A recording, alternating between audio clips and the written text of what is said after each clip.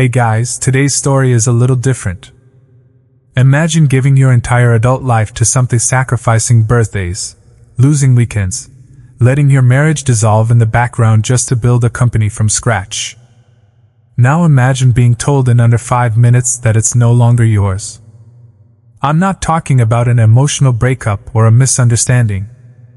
I'm talking about sitting in a conference room filled with polished mahogany, hand-picked investors, and former friends who won't even meet your eyes, while someone with a corporate smile slides a termination letter across the table. My name is Nathan Cross, I'm 47, and I spent the last 19 years building Echelon Tech into a $1.7 billion enterprise. I was the first one in and the last one out for nearly 2 decades. And if you think karma's slow, wait until you hear this. So, before you get pulled in, take a second to like this video and subscribe, but only if you actually believe that betrayal always comes back around. Let me know in the comments, where are you watching from, and has someone ever erased you from something you built with your own hands? Now sit back, let the room go quiet, and let me tell you how it really went down. It was supposed to be a simple Monday briefing. The kind of check-in I'd attended for the past 990 weeks without fail. I walked in with a coffee in one hand, laptop in the other, barely registering the tension in the room until I saw a man in a gray suit sitting in my chair. Legal counsel, stiff posture, paper folder already open. I smiled, tried to be polite, thought maybe this was about the IPO. But then I noticed the others. Mark, our COO, looking at his shoes. Dana from product with that tight, strained jaw. Even Jerome from compliance was sitting far back in the corner like he was hoping the walls might swallow him. I paused, hung my coat on the rack, and took a seat across the table. No one spoke. The only sound was the hum of the air conditioning and the soft whir of the espresso machine 2 rooms away. Mark cleared his throat and read from a document he didn't write. Nathan, this isn't easy for any of us, but the board has decided to terminate your employment, effective immediately. I blinked. Just like that. No handshake. No transition period. No grace for 19 years of blood and bone. I didn't flinch. I didn't speak. I watched them like I'd never seen them before. And maybe I hadn't. Not really. They didn't look at me like a leader. They didn't even look at me like a threat. Just an inconvenience, something that needed to be quietly removed before the headlines rolled in. The justifications were hollow, couched in strategy and vague nonsense. Future-facing leadership, better market alignment, scaling efficiently. But we all knew the real reason. Echelon was prepping for a $2.3 billion IPO. I was the founder with too much vision and not enough polish. They wanted someone who looked better on camera, someone who didn't have stories from the garage days, someone who'd smile in interviews and forget how it all began. I was too real for the narrative they were crafting. Too inconvenient for their newfound refinement. I stood up, adjusted my watch, and offered a quiet nod. You'll have my official response by Friday, I said. Then I turned and walked out. No raised voice. No parting shot. Just quiet clarity. I didn't go home. I didn't go to a bar. I went to the public library. Found a corner with good lighting and silence. Logged into an old Dropbox account I hadn't touched in years. Typed in the password. Nathan_builds19. The folder opened, and I found it founders_articles_v3_final.pdf. Page after page scrolled by until I hit section 14.2, Intellectual Property Ownership and Licensing. I read the clause twice. Then again. The words didn't change. Everything Echelon had scaled, from the underlying software engine, the rapid simulation algorithm, the neural thread compression layer, those were mine. Patented. Filed separately. And never formally transferred. Because when I was 28, broke, and paranoid, I made sure to protect the things I couldn't rebuild if they were stolen. I closed the file and smiled, not the smile of someone who just won, but the kind of smile you give yourself when you realize the people who betrayed you just handed you the match and stood in a room made of kindling. I went back to my apartment and sat in the dark. The city was loud outside, horns echoing between towers. My phone buzzed, emails from HR, voicemails from Mark, even a text from one of the junior partners asking if I was doing okay. I didn't respond. Not yet. They'd taken the title. They'd taken the corner office. But they hadn't taken the foundation. And they had no idea what I was about to do. That night I didn't sleep. I poured whiskey over ice, sat on my balcony, and replayed every moment. Every deal I'd closed when we had no credit. Every time I signed checks with my own name because payroll was short. Every birthday I'd missed for product launches. Every date night I'd skipped for deadlines. I hadn't just built Echelon. I had bled for it.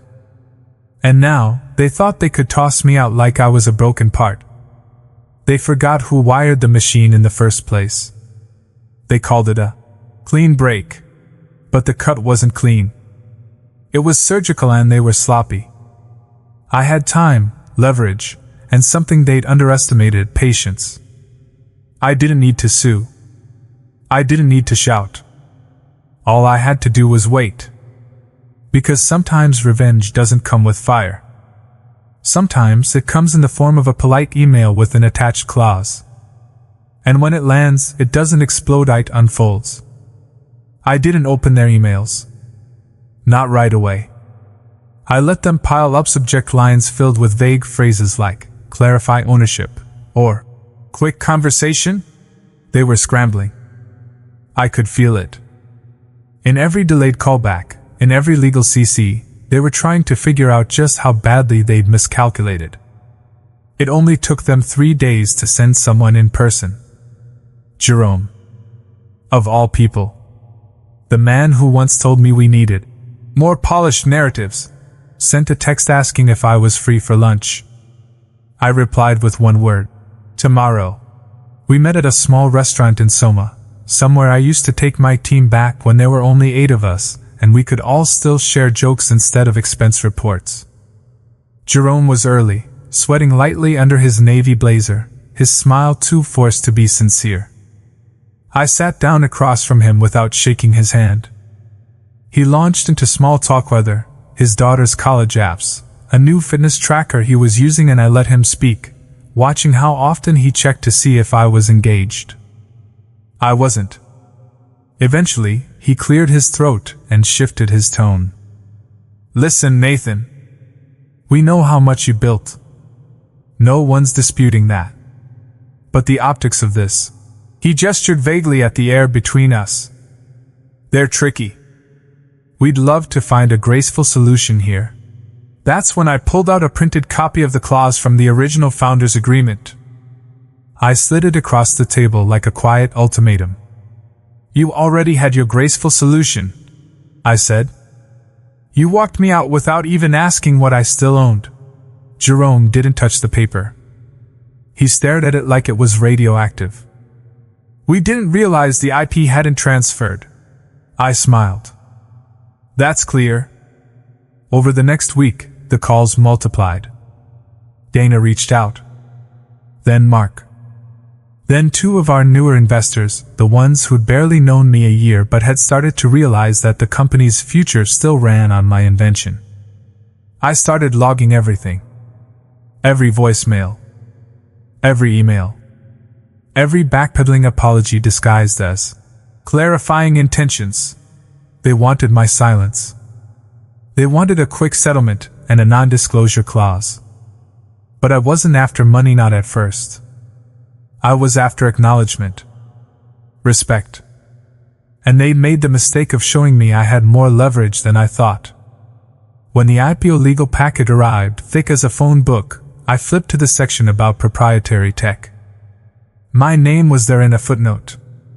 Listed as the initial creator of the core system framework, with a tiny asterisk and a vague claim that full rights had since been assumed by Echelon Tech. No documents attached. No transfer dates. No signatures. They were bluffing, and I had receipts. That's when I sent my first reply. Just one email. Subject line: Patent 4498128X1. The body? A single line: Your S1 filing requires correction. Please revise before submission. Attached was the full USPTO confirmation letter, time-stamped, signed, and bulletproof. Within an hour, I had 3 missed calls. By sunset, I had 9 voicemails, including one from an investor who had laughed at my pitch 8 years earlier and was now asking to grab coffee and talk this through. I didn't return the calls. Not yet. Instead, I met with a lawyer I trusted. Not a big firm. Not someone flashy. A woman named Cassandra who helped me incorporate Echelon 19 years ago, back when I couldn't afford business cards. She read everything twice. When she looked up, her voice was calm and razor-sharp. They either buy it from you on your terms, or the IPO dies before it hits the tarmac. I nodded. I'm not trying to destroy them, I said. But I want them to feel what it's like to ask instead of take. The next few days were surreal. The same people who had escorted me out like a liability were now sending breakfast baskets, offering consulting gigs, even suggesting a legacy founder, position pure optics, no control. I declined them all. I wasn't interested in being a trophy. I wanted what they could never fake: consequences. I drafted my own offer. Clean licensing terms. A sizable royalty percentage. A founder emeritus title with board voting rights. And the removal of the CEO who'd orchestrated the firing mark. When the counteroffer came, it was full of vague language and evasive numbers. They thought I was bluffing. They thought I needed them. That's when I leaked the redacted patent letter to one reporter from a tech outlet I used to trust. The headline landed like a bomb. Echelon's core patent not fully owned founders exit sparks legal storm. Stock movement froze. Investor calls hit the wires. The IPO delay was announced within 36 hours. And finally, the phone rang not from a middleman, not from legal. It was from the lead investor. His voice was tight, breath shallow. Let's talk. I told him I'd need a week. Not because I had to think, but because I wanted them to stew.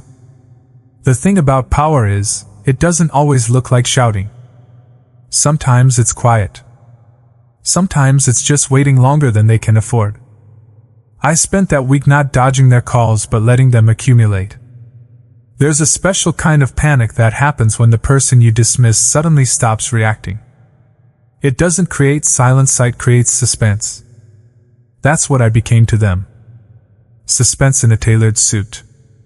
I spent most of those days in the old loft I used to work from, before the headquarters, before the expansion, before the VCs and the rooftop parties and the keynote stages. The place still had the same corkboard full of sketches, half-finished flowcharts, and a cracked espresso machine that once helped me stay awake 42 hours straight. I didn't want to live in nostalgia, I just needed to remember who I was before they rebranded me into a visionary co-founder in a Dex slide. And while I sat there, they panicked. Mark resigned. Not publicly. Not yet. But I got word from Cassandra that his name had been pulled from internal filings. Dana emailed me again, longer this time. Full of phrases like mutual respect, acknowledgement of your contributions, and restoring our working relationship. I printed it out and underlined every sentence that wasn't an apology. There were 7 pages. Not one sorry. Just strategy pretending to be sentiment. They still didn't get it. I wasn't bitter. I wasn't angry. I was deliberate. I didn't want revenge. I wanted recognition wrapped in leverage, and they were handing it to me piece by piece. On day 5, they made an offer I hadn't expected. They invited me to a closed-door roundtable with the remaining investors. Not a legal negotiation. Not a settlement meeting. Just a conversation. They booked a private room at the top of the Montgomery Club, same place we'd held our very first funding dinner. I showed up early, sat where I used to, and waited. They came in 2 at a time. Smiles like shields. Eyes scanning me like I was terrain. I could almost hear them trying to calculate. Is he bluffing? Will he settle? What does he want? But I didn't give them answers. I let them speak first. They explained the disruption my patent filing had caused.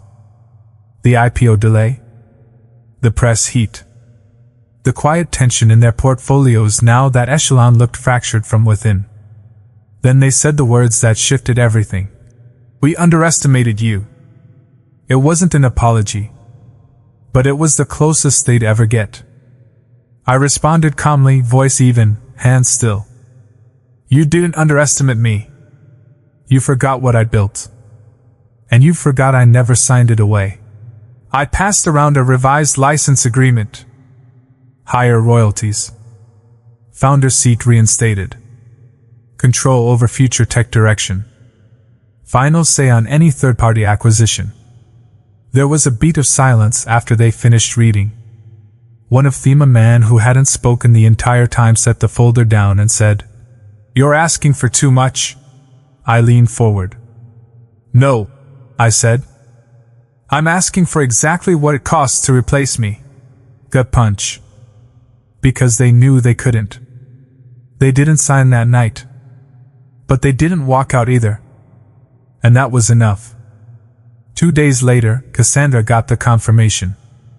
They'd accepted all terms, with minor edits. The founders page on the company website was quietly updated. The S1 was amended.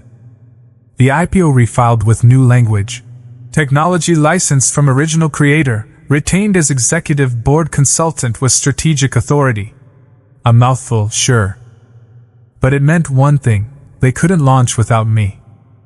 And everyone reading it would know why. I didn't celebrate. Not with champagne. Not with posts. I just went back to the loft and sat in the chair I'd used when I wrote the first lines of code. It wasn't revenge. It wasn't gloating. It was relief. They had tried to write me out of my own creation. And now they had to highlight me on every page. There was one more thing, though. Just one final step.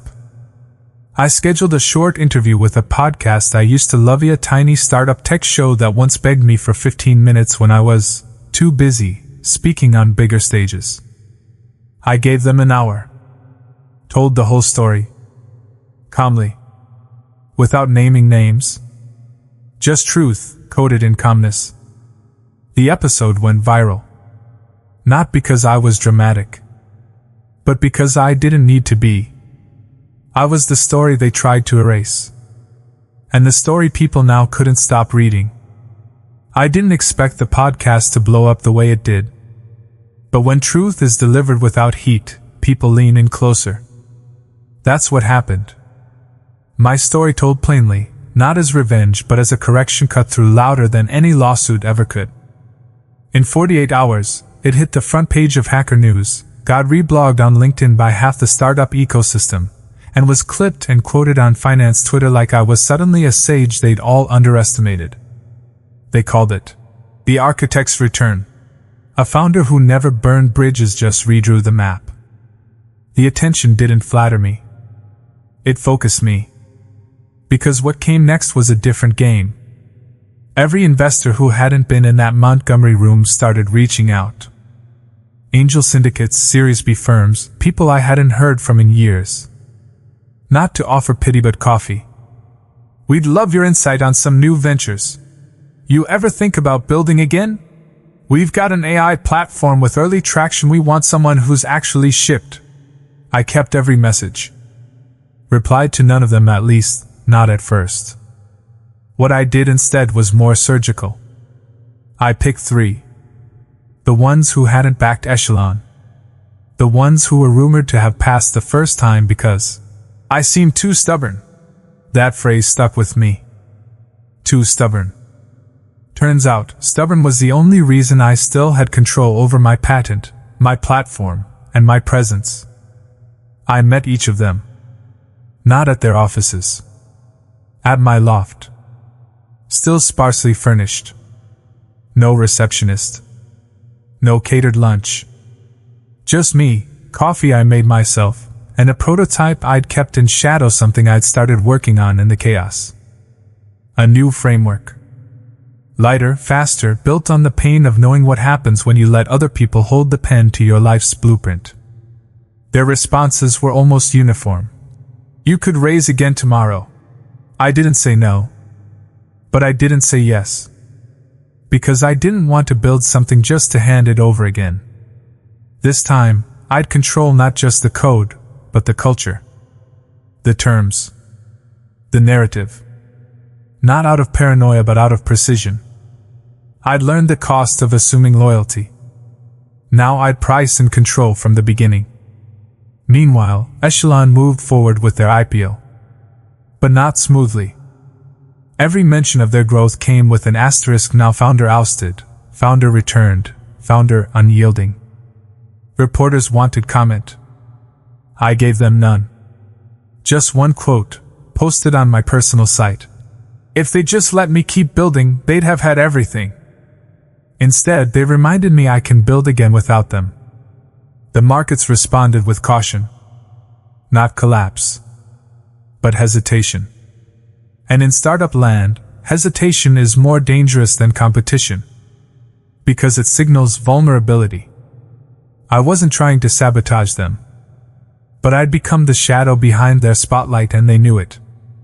That was when they offered me the buyout.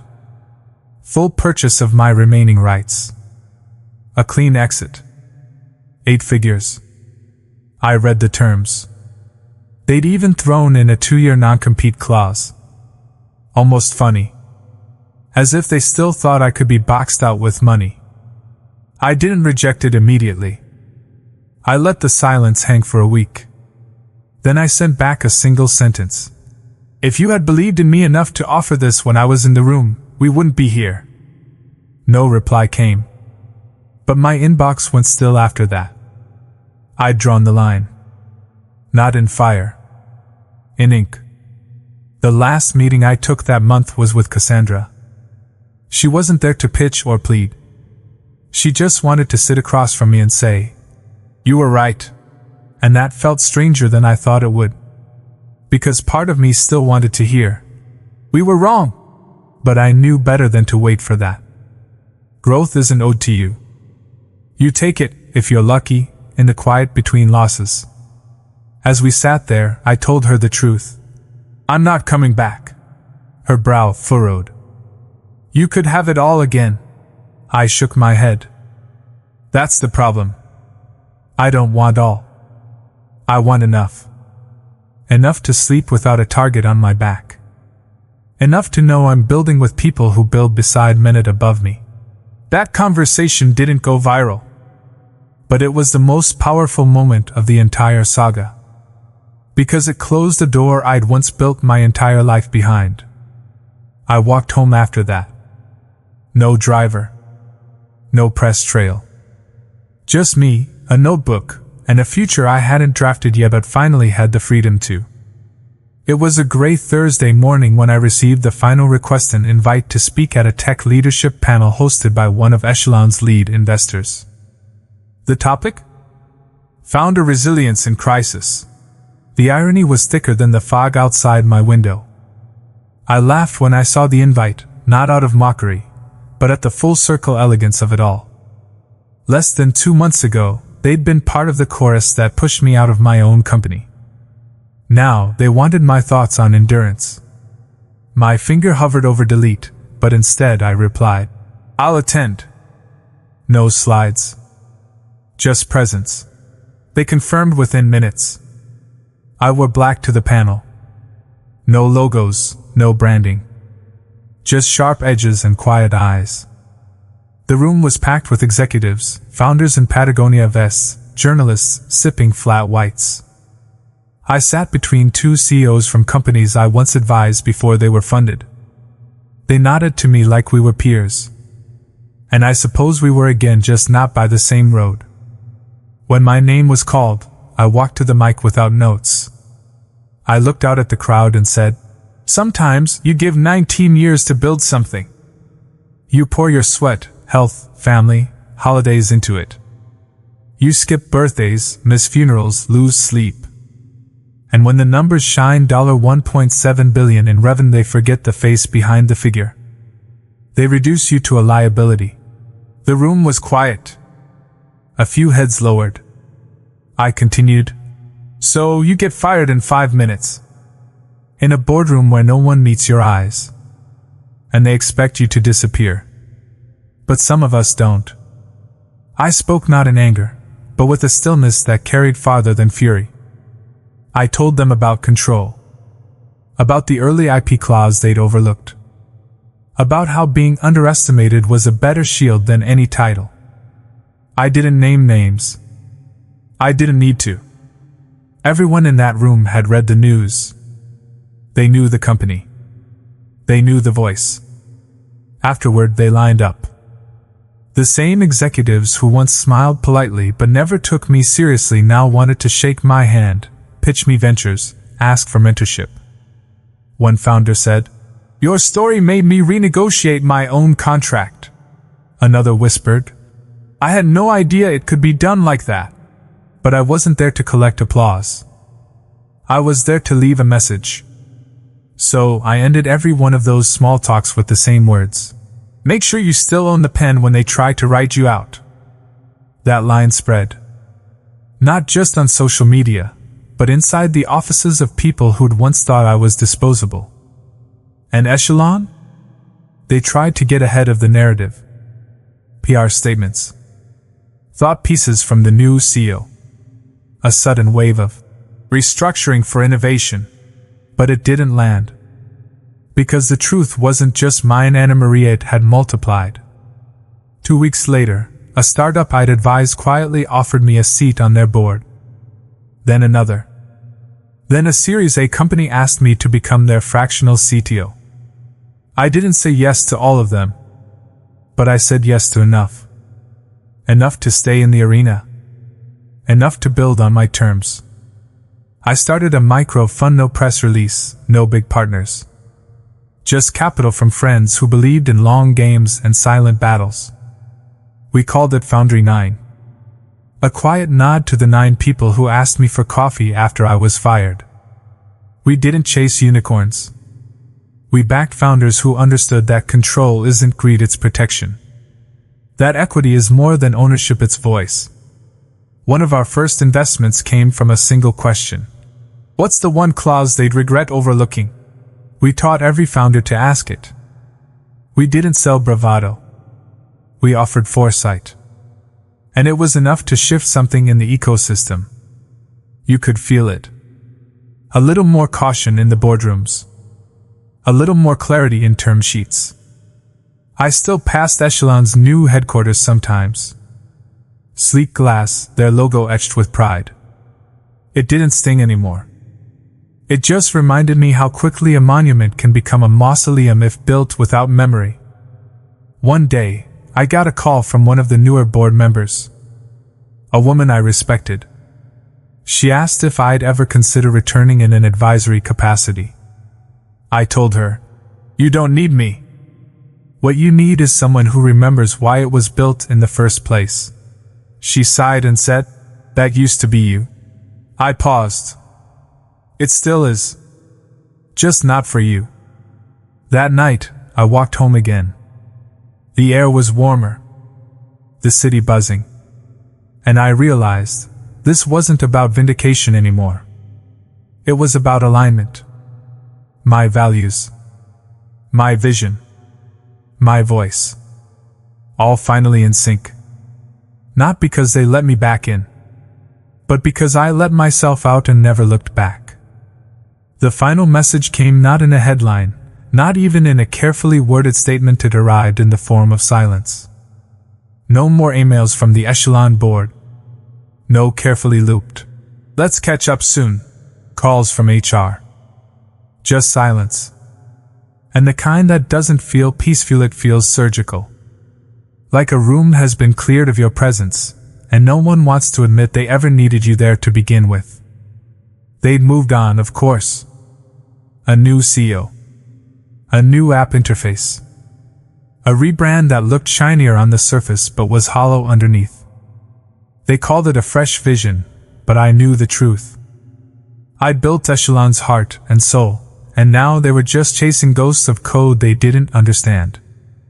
I spent my mornings at the same cafe where I'd first drafted our pitch deck almost 2 decades ago.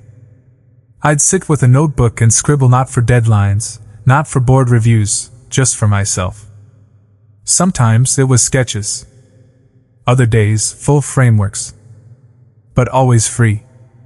One of those mornings, I spotted Daniel, the former VP of Product, sitting across the room.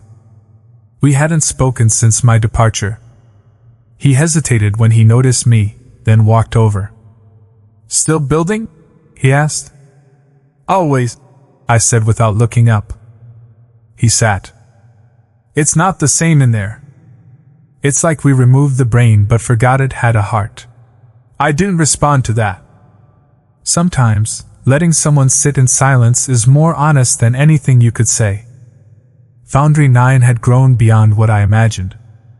4 startups were already launched, but what made me proud wasn't the profits, it was the patterns. Every founder left our table understanding one thing: they mattered more than the machine. Every contract had clauses that made sure their control couldn't be stripped away with a 5-minute vote. I embedded my scars into their blueprints. Some people called it paranoia. I called it freedom insurance. The calls started rolling in. Not from lawyers. From investors. All 9 of the original Echelon backers, one by one. Coffee requests. Quick chats. Just to reconnect. I wasn't angry, they were doing what investors do, tracking value. But this time, the value wasn't in my company. It was in me. They realized that Echelon without me was a brand without a backbone. One by one, they tried to offer opportunities, new ventures, advisory seats, partnerships. I declined them all, politely but with the kind of finality that doesn't require a follow-up email. I wasn't building bridges back to the place that lit the match. I was too busy laying foundations elsewhere. Still, the universe doesn't let you walk away without one last test. It came at a charity gala, of all places. A black-tie affair filled with people who wore smiles like business cards.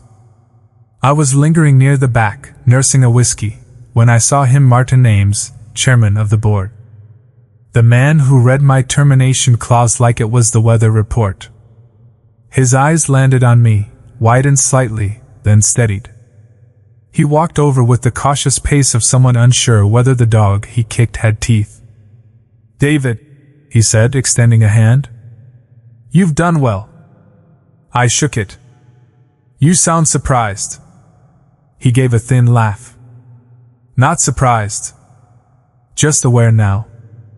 We stood there for a beat, suspended in a quiet bubble, while the room carried on around us.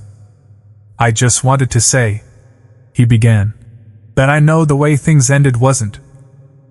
I raised a hand to stop him. "Martin, we're not going to rewrite that moment." He nodded slowly, absorbing the weight of what didn't need to be said. "You left a bigger hole than we expected," he admitted. "That's what happens when you fire your foundation," I replied. Not bitter. Just factual. Foundations aren't loud. But when they're gone, everything above them starts to crack. He didn't argue.